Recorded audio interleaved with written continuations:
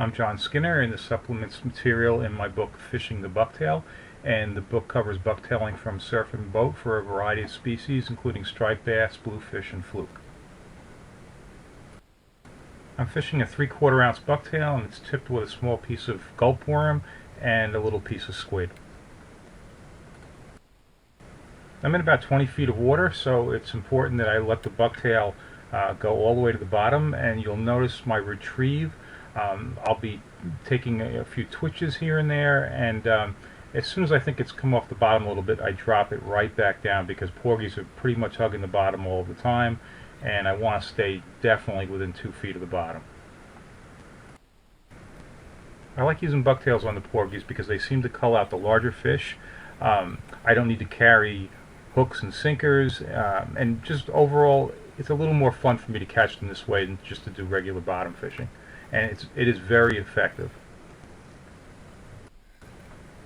I'm using a medium heavy 7-foot St. Croix spinning rod, rated 8 to 14 pound line. It has a Penn 260 slammer on it filled with 15-pound test braided line, and I'm using a 20-pound fluorocarbon leader to the bucktail.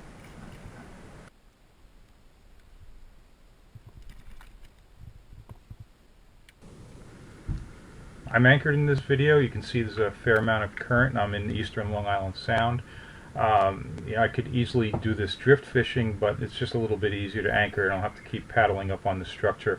I'm in an area where there's a fair amount of structure, and a nice thing about fishing this way is, I do a little bit of casting. I'm throwing up current a bit, maybe on a 45-degree angle to the current, and this allows me to cover some ground, and works out very well.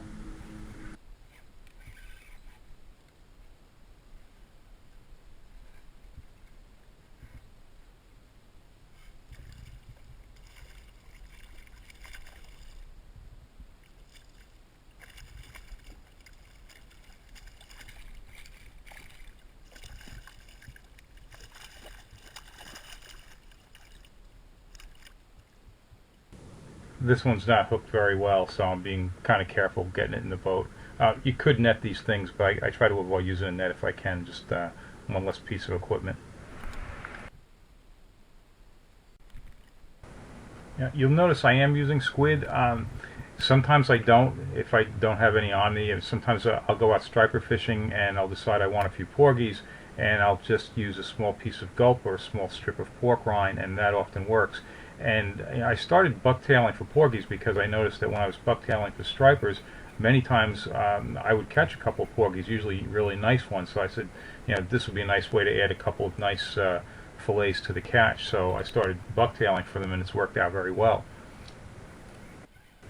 Even though things like gulp and small strips of pork rind work, if you really want to guarantee yourself some action, definitely if you bring one squid along and cut it into small strips, that really sweetens the deal and almost always produces fish.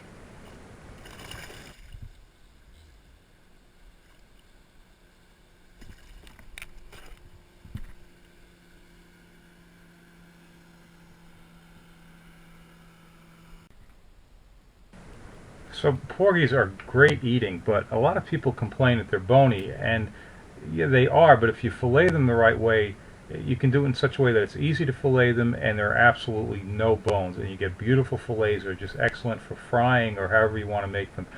So I've put together a very quick video on how I fillet these, and you can follow the link to watch that also. I'm finished narrating now. Enjoy the rest of the action.